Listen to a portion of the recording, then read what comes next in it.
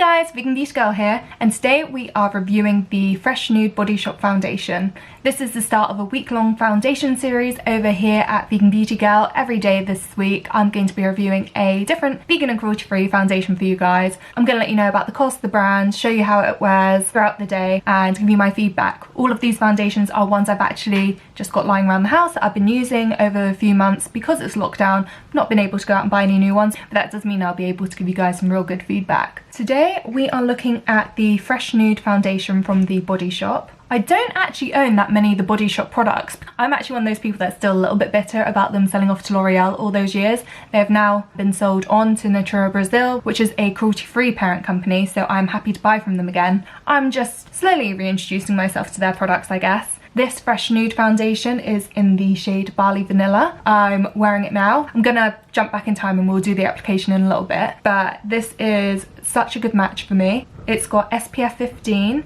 it's suitable for sensitive skin. I definitely find that my skin is never like triggered by this product. I do switch my foundations a lot and I've never noticed like a breakout happen with this. This is actually one of my favourite foundations because it just looks so natural on the skin. It's like low to medium coverage. You might be able to build it up, but I personally just quite like a bit more of the dewy, natural, my skin but better look. You can get it in store and it costs £16, which I think is quite a reasonable price for a foundation. I would struggle to tell you how long a bottle of this lasts me just because I do flip between foundations quite a lot, but this one has lasted quite a while. Maybe I'm running low. I'm gonna hand over to my past self so you can see me pre-makeup and how easy the foundation is to apply. So you can see right now I have quite bad skin today. I picked this spot before it's time and it's taking it out on me. Beyond that, the rest of my skin's still kind of at its usual texture and colouring. Obviously, I don't know, I get a little bit pink but not much, so I don't need high coverage. I also like the look of, hey, this could be my skin. I find that the more makeup I put on, the less natural and flawless I actually look. Just tying my hair back with this knot wrap from Lush. I love these. I think they're about £5 in store and they're meant to be like gift knots that you can use to give your friends presents, but I love wearing them as headscarves mostly, and it's made from like recycled bottles, so it's good for the environment. I don't normally use primer, but I do have this Face Sea and Sun formula which gives my skin UVA and UVB protection, factor 50 protection, and is actually a really nice base for your makeup. So I'm just going to put on a little bit of this first. I really do find that when you want a really nice flawless foundation application, one of the most important things you can do is make sure that your skin is really nice and hydrated and prepped beforehand. So I've been using this foundation on and off for about 2 years now. I've just taken one pump. We'll see how much it takes to actually cover my face. I'm using my MJ foundation brush. MJ is a friend of mine. She is a vegan makeup artist and she has the most amazing makeup brushes. It is a really nice lightweight formula, really lovely. I think we can agree that the shade I have here really matches my skin tone really nicely as well. Gonna take a little bit more.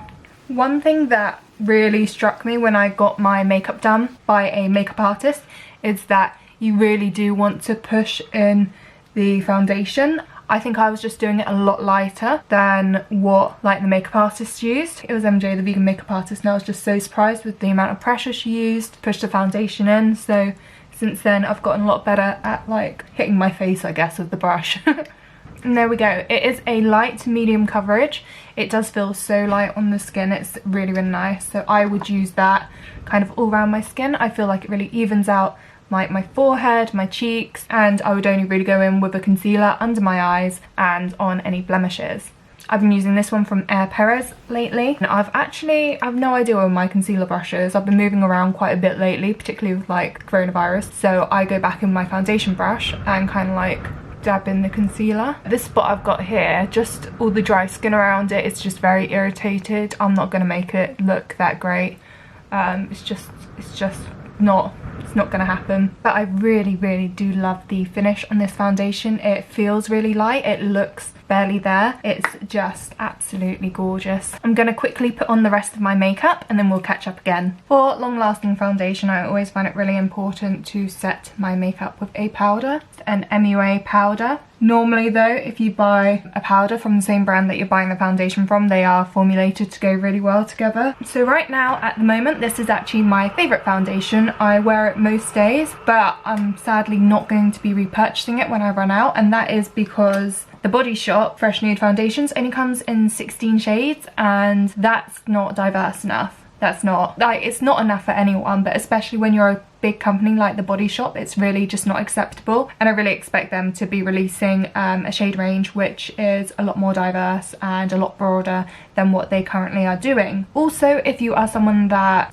really pays attention to the undertones they buy, they're really not helpful with that. They don't let you know what the undertones are in their foundation, so if you are looking for something particularly pink or yellow, it's not going to be very helpful. Their website, it's not going to be as easy to find the right shade for you as it is with other brands who are really investing a lot in making sure you're picking the right foundation shade for your skin. But one of the pros is you are able to go into the Body Shop stores and test them on. You can also go away with testers. I've done that before, so it's nice to be able to go away with a tester, try it out for a couple of days, and then make the decision to buy it if you like it, which I do genuinely think is a huge plus. There are very few foundations you can actually do that with. If you guys do want to know a few more vegan foundations which are very diverse, or if you want to know which ones to avoid because they're not, I've got a whole blog post which ranks pretty much a lot of the leading vegan foundations in diverse through to not diverse. So unfortunately it's kind of ends up being like the greener the beauty brands, the less diverse they are, and I'd really like to see that change. But yeah, I have kind of like combination skin, I guess. I get very oily here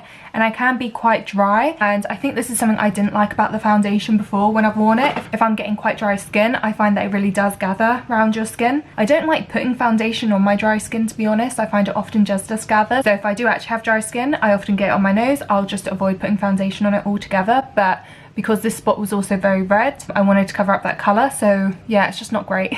I'm not happy with this at all, but I don't think I'm going to find a foundation that makes me feel happy about this spot. Hey guys, it's Glamorous Editing Nicole here. I just want to say that I've put concealer on the spot, so it wasn't just foundation on it right now. However, I do still think the Fresh Nude foundation isn't brilliant for dry skin, but I think I forgot I did put concealer on top of the foundation on that spot, so it's not really a fair representation of that foundation on that spot because I put two products on it and I shouldn't have done that. Ruins the test. How long does it last? This is a foundation I would wear to work quite a lot, so that would mean waking up early in the morning, going into work, and having a face of makeup on all day, maybe going to an event. And I did find it was one of the better ones for sitting on my face all day. I'm quite oily, so I would need to top up with powder. Typically, you know, you don't get much separation or anything with this, but I will be checking in a few hours to let you guys know how it's lasting today. We've got quite a sunny day outside, gonna go on a walk, so I'll check in with you guys and let you know how it's lasted. So this is actually a few days later. I accidentally deleted the footage from the day, but today I haven't put concealer over any of my spots, so you can see kind of how this foundation wears. I think what we can see here is I've got more of a spot up here. The coverage on this was good at first application, but it did fade over the day, so that is why I normally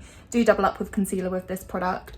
And then over here we can see a little bit of dry skin and how it bunches up around there. It's not as bad as I remember, to be honest. It's not that bad, but like you can see the coverage is fading a little bit, but it doesn't really bother me. We're doing a whole foundation series over here at Vegan Beauty Girl, so do subscribe to see a few more reviews of leading vegan foundations. And until next time, bye!